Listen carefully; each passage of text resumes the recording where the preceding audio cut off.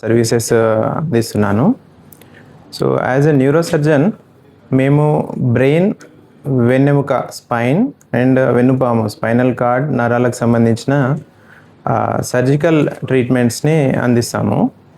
So సాధారణంగా మీకు అందరికీ తెలుసు, మన హ్యూమన్ బాడీలో బ్రెయిన్ది ఒక ప్రత్యేక స్థానం. మనం రోజు ఎన్నో పనులు చేస్తుంటాము, కూర్చుంటాము, నించుంటాము, నడుస్తాము, తిరుగుతాము. అయితే ఈ పనులన్నీ మనం చేస్తాము, అయితే చేయించేది మాత్రం బ్రెయిన్. సో బ్రెయిన్ అందుకే మాస్టర్ కంట్రోల్ ఆర్గాన్ అని అంటారు.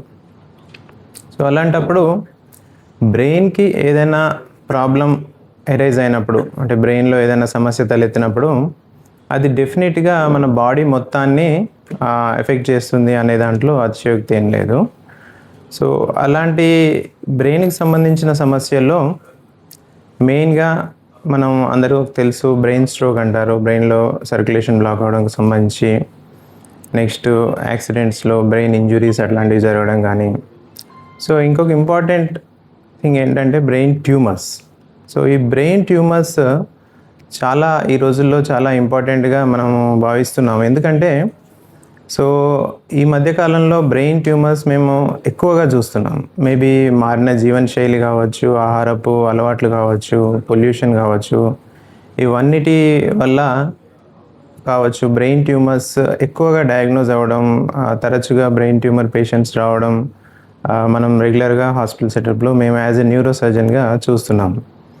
సో బ్రెయిన్ ట్యూమర్స్కి ఇంత ప్రత్యేకత ఎందుకు అంటే, యాక్చువల్గా బ్రెయిన్ ట్యూమర్స్ ఎందుకు వస్తాయి అనేది ఇప్పటివరకు ఇంకా తెలుసుకోలేకపోయారు. సో అది ఎవరికి వస్తుంది, ఎప్పుడు వస్తుంది, ఎలా వస్తుంది అనేది తెలియదు. సో అట్లాంటప్పుడు మన దగ్గర ఉన్న ఆప్షన్ ఏంటంటే, బ్రెయిన్ ట్యూమర్ వచ్చినప్పుడు ఎంత ఎర్లీగా తెలుసుకుంటే మనం అంత ట్రీట్మెంట్ దానికి ఇచ్చి దాన్ని నివారించుకోవచ్చు కంప్లీట్గా కూడా. సో దాని గురించే ఈరోజు నేను ఇక్కడ మాట్లాడడానికి వచ్చాను. సో బ్రెయిన్ ట్యూమర్స్లో మెయిన్గా 2 రకాలు ఉంటాయండి. సో ఒకటి బినైన్ ట్యూమర్ అని అంటారు. సో అది కణితులు లాంటివి. కణితులు అంటే ఒక దగ్గర డెవలప్ అయ్యి అది స్లోగా గ్రోత్ అవుతుంటుంది. ఒక్కొక్కసారి 1 year 2 years కూడా పట్టొచ్చు ఆ బ్రెయిన్ ట్యూమర్ వచ్చింది అని తెలుసుకోవడానికి. సో ఇంకొకటి మెలిగ్నెంట్ ట్యూమర్ అంటారు. ఇవి చాలా ఫాస్ట్ గ్రోత్ ఉంటాయి దీంట్లో.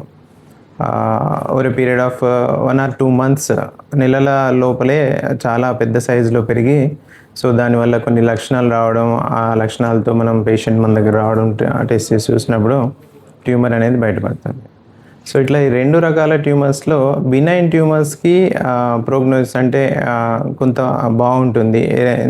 వాళ్ళు కొద్దిగా ఎర్లీగా వచ్చి తొందరగా ట్రీట్మెంట్ తీసుకున్నట్టయితే రికవరీ ఎక్కువ ఉంటుంది. మెలిగ్నెంట్ ట్యూమర్స్లో కూడా ఎర్లీ ప్రజెంటేషన్ అయినప్పుడు మనం దాన్ని పూర్తిగా తగ్గించుకునే అవకాశం ఉంది. సో ఈ ట్యూమర్స్ సంబంధించి లక్షణాల గురించి మనం మాట్లాడుకున్నట్టయితే మెయిన్గా హెడేక్. సో అయితే హెడేక్ అనేది చాలా కామన్ సిమ్టమ్. సో మనలో చాలామందికి కూడా హెడేక్ ఏదో ఒక టైంలో వచ్చి ఉంటుంది. సో అట్లా హెడేక్ వచ్చిన ప్రతిసారి బ్రెయిన్ ట్యూమర్ వచ్చిందని భయపడాల్సినంత అవసరం కూడా లేదు. సో దాంట్లో హెడేక్కి సంబంధించి కొన్ని రెడ్ ఫ్లాగ్ సైన్స్ అంటారు. సో అవి ఏంటంటే, ఈ హెడేక్ ఎక్కువ తరచుగా రావడం, కంటిన్యూస్గా ఉండడం, మెడిసిన్స్ తీసుకున్నా కూడా తగ్గకపోవడం, అండ్ హెడేక్ గత కొంతకాలంగా ఉండి ఇప్పుడు దాని ఇంటెన్సిటీ కానీ దాని ఫ్రీక్వెన్సీ కానీ, అంటే సివియారిటీ చాలా హెవీ, ఇదివరకు మైల్డ్ హెడేక్ వచ్చేది ఇప్పుడు హెవీగా హెడేక్ వస్తుంది. ఇట్లాంటి లక్షణాల మార్పు కానీ ఇవేమైనా వచ్చినప్పుడు మనం కొంచెం డౌట్ పడాల్సిన అవకాశం అయితే ఉంటుంది. నార్మల్ హెడేక్ గురించి రెగ్యులర్గా ఎప్పుడు వచ్చే దాని గురించి ఎక్కువ వరి అవ్వాల్సిన అవసరం లేదు.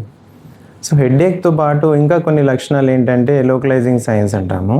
దాంట్లో భాగంగా డిజినెస్, అంటే కళ్ళు తిరిగినట్టు కావడం, స్పీచ్ ప్రాబ్లమ్స్, మాట తడబడ్డం కానీ, కాళ్ళు చేతులు ఒక సైడ్ కాలు చేయి కానీ ఫేస్ కానీ వీక్నెస్ రావడం, ఇంకా బ్యాలెన్స్, మన నడవడంలో కూడా కొంచెం ఏమైనా ఇబ్బంది అనిపించడం, తూలుతూ నడిచినట్టుగా అనిపించడం కానీ, అండ్ వామిటింగ్స్ అవ్వడం ఆర్ వెయిట్ లాస్, ఇట్లాంటి వేరే లక్షణాలు కనుక ఉన్నట్టయితే సో బ్రెయిన్లో ఇంకేదైనా ప్రాబ్లం, ఈవెన్ ట్యూమర్ కాకపోయినా ఏదైనా వేరే ప్రాబ్లం ఉండే అవకాశం ఉంటుంది అనే ఆ డౌట్ కొంచెం ఎక్కువ ఉంటుంది. సో అట్లాంటప్పుడు మనం యాజ్ ఎర్లీ యాజ్ పాసిబుల్ దగ్గరలో ఉన్న డాక్టర్ని కలిసి, ఒకవేళ వాళ్ళ అడ్వైస్ ప్రకారంగా మనం స్కాన్ కానీ ఏదైనా చేయించుకొని ఏమైనా ప్రాబ్లం ఉంటే దానికి ఎర్లీగా ట్రీట్మెంట్ ఇనిషియేట్ చేయడం వల్ల కంప్లీట్గా నివారించుకునే అవకాశం కూడా ఉంది.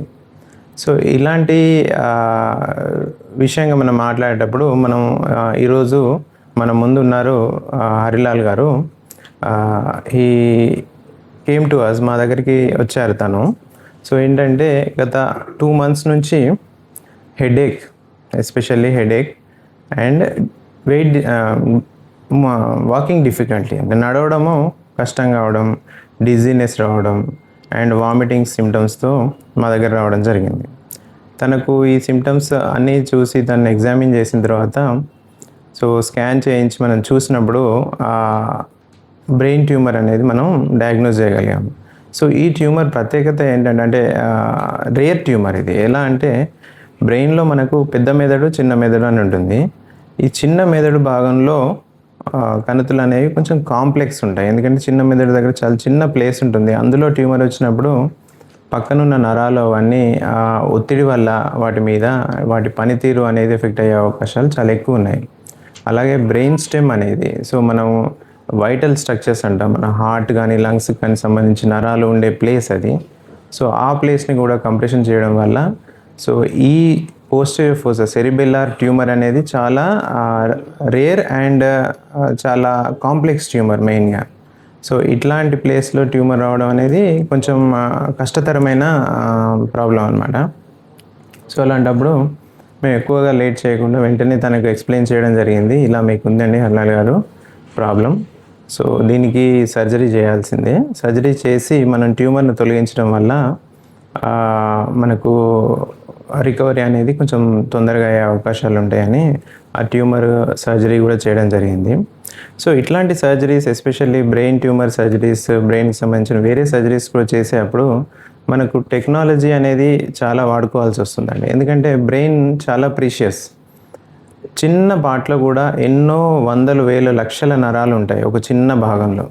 సో అట్లాంటప్పుడు మనం బ్రెయిన్ ట్యూమర్ ఎక్కడుందో ఎగ్జాక్ట్గా అదే ప్లేస్లో మనం సర్జరీ చేయడానికి మనం ట్రై చేయాలి. కొంత కూడా డీవియేట్ అవ్వడానికి అక్కడ ఛాన్స్ లేదు, స్కోప్ ఉండదు. సో అట్లాంటప్పుడు మనం దానికి న్యూరో నావిగేషన్ అని ఒక ఎక్విప్మెంట్ ఉంటుంది. మేము యశోద హాస్పిటల్ మలక్పేటలో న్యూరో సర్జరీ డిపార్ట్మెంట్ చాలా వెల్ డెవలప్డ్ డిపార్ట్మెంట్, అన్ని రకాల ఎక్విప్మెంట్స్ ఉన్నాయి. సో ఈ నావిగేషన్ ఎక్విప్మెంట్ ఎలా పనిచేస్తుందంటే, మనం రొటీన్గా మనం రోజు కార్లో కానీ మన మొబైల్లో పెట్టుకుంటాం కదా నావిగేషన్ అని, ఏదైనా ప్లేస్కి వెళ్ళాలంటే దారి చూపిస్తున్నట్టు.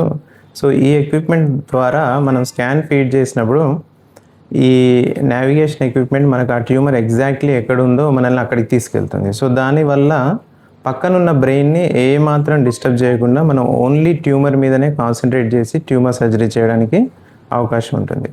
దాంతోపాటుగా ఈ నరాలు అనేవి చాలా సున్నితంగా ఉంటాయి కాబట్టి వాటిని మ్యాగ్నిఫై చేసి చూడాలి. వాటిని నార్మల్గా కళ్ళతో మనం చూసి చేయలేము.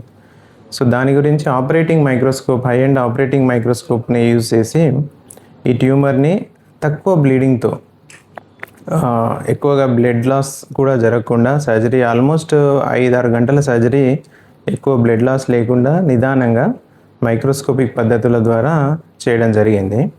సో అనుకున్నట్టుగానే మేమంతా ప్లాన్ చేసుకునే చేసాం కాబట్టి సో రికవరీ కూడా మనం ఎక్స్పెక్ట్ చేయొచ్చు. ఐసీయూలో కూడా ఎక్కువసేపు తను ఉండకుండా వెంటనే వితిన్ నెక్స్ట్ డేనే ఐసీయూ నుంచి బయటికి షిఫ్ట్ చేయడం, ఆ తర్వాత వితిన్ ఫ్యూ డేస్లో డిశ్చార్జ్ కూడా చేయడం జరిగింది. అండ్ తను కంప్లీట్గా ట్యూమర్ నుంచి కోలుకొని ఉన్న తర్వాత మనకు ట్యూమర్ బయాప్సీ అనేది వచ్చింది. దాంట్లో అది ఈ ట్యూమర్ పేరు సాలిటరీ ఫైబ్రస్ ట్యూమర్ అని అంటారు. ఇది ఎక్స్ట్రీమ్లీ రేర్ ట్యూమర్ అనమాట. బ్రెయిన్ ట్యూమర్స్లోనే మొత్తం మీద లెస్ దెన్ 1%, అంటే 100 కేసెస్లో ఒకరు కూడా ఈ సాలిటరీ ఫైబ్రస్ ట్యూమర్ అనే వాళ్ళు ఉండరు. సో అలాంటి రేర్ ట్యూమర్, దట్టు చిన్న మెదడు భాగంలో ఉండే సాలిటరీ ఫైబ్రస్ ట్యూమర్ అనేది ఇంకా ఎక్కువగా రేర్ అనమాట. సో ఆ ట్యూమర్ని మనము హై అండ్ ఎక్విప్మెంట్ కానీ, మైక్రోస్కోపిక్ పద్ధతులు కానీ, ప్రాపర్ ఎగ్జామినేషన్, డయాగ్నోసిస్ అన్నీ ఎస్టాబ్లిష్ చేయడం వల్ల పేషెంట్కి ఎలాంటి హాని జరగకుండా, అంటే జనరల్గా బ్రెయిన్ సర్జరీస్లో మనం కాలు, చెయ్యి వీక్నెస్ రావడం, పారలైజ్ అవ్వడం అట్లాంటి లక్షణాలు వింటుంటారు. చాలామంది అపోహ కూడా ఉంటుంది, సర్జరీ తర్వాత మనకేమైనా ఇబ్బంది అయ్యే అవకాశం ఉంటుంది అని అంటుంటారు సొసైటీలో. సో దానికి నిదర్శనమే మన ముందు ఇప్పుడు హర్లాల్ గారు కూర్చున్నారు. మీరు చూసారు, ఇప్పుడు నడుచుకుంటూ తనే రావడం జరిగింది, ఇక్కడికి వచ్చి కూర్చున్నారు. సో డెఫిసిట్ ఏమీ లేకుండా సక్సెస్ఫుల్గా సర్జరీ మనం పూర్తి చేయడం జరిగింది. సో అది గ్రేడ్ 3 ట్యూమర్ కాబట్టి దానికి రేడియేషన్ సర్జరీతో పాటుగా రేడియేషన్ అట్లాంటిది కూడా ఇస్తాం మేము. ఆ ట్రీట్మెంట్స్ కూడా తీసుకొని ఆ ట్యూమర్ని జయించే అవకాశాలు మనకు ఎక్కువగా ఉన్నాయి.